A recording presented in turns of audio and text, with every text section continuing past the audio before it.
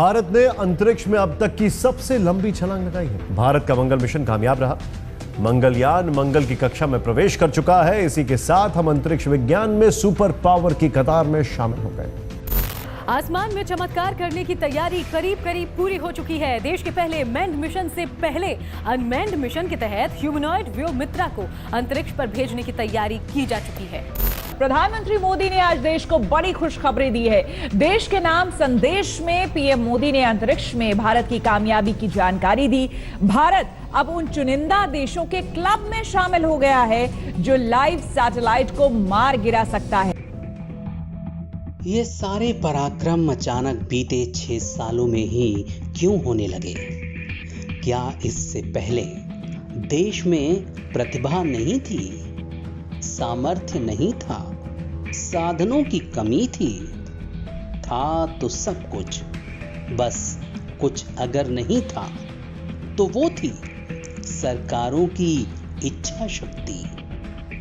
आज जब देश इस ओर चल पड़ा है तो जरूरत ये समझने की भी है कि कल फिर शक्तिहीन और कमजोर इच्छा शक्ति वाली सरकारें आ सकती हैं। तो आज ऐसा क्या करें कि हर परिस्थिति में देश की ये रफ्तार न रुके।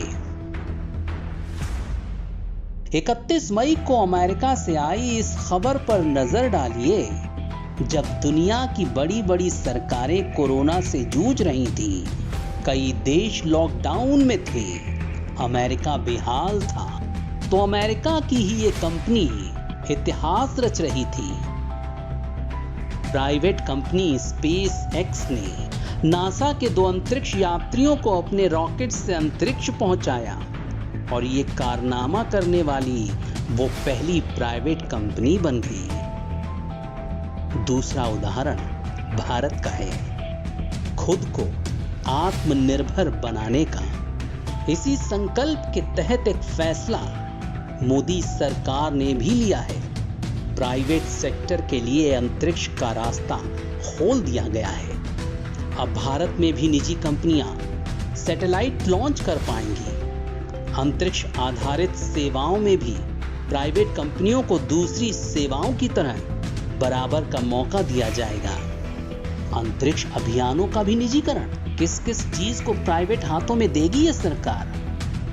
अगर ऐसी सोच आपकी है तो ऐसी सोच से बाहर निकलने का वक्त अब आ गया है। सरकारी और प्राइवेट के भेद से बाहर निकलने और सरकारी राग अलापना बंद करने का वक्त आ गया है।